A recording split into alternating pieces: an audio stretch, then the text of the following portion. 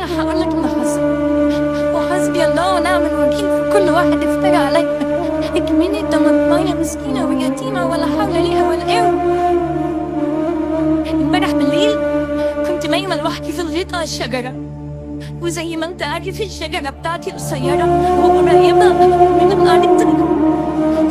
صحيت على صوت حاجة بتعمل فيس كده، فيس فحيحة فحيحة بشعة.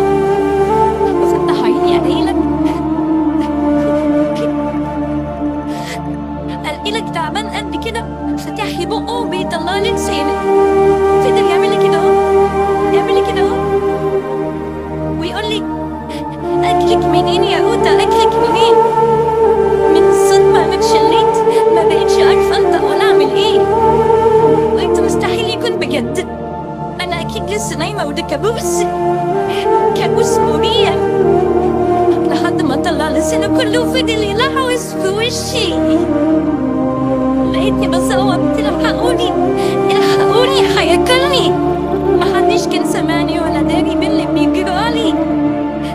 قعدت افلفظ منه وانا بعيط واقول له حرام عليك، حرام عليك يا عتاق من وجه الله. مين اللي يقول لي هما الحيوين علشان حلوين يعملوا كده اهو، ولا الطعمين علشان طعمين يتقالوا كده اهو، واكيدوا كده اهو يجيلي كده اهو. وهو يضحك ويقول لي مجنونة يا قوطة. وانا بتمرجح كده على الشجر لمحت فار بيلعب في الطينة. قلت للتعبان بص بص فار، فار اهو فار، روح كل الفار وسيبني في حالي ابوس ايدك.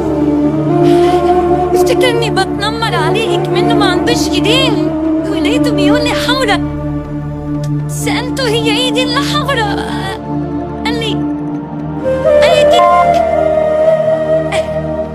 وفجأة قام هاجم عليا بأنيابه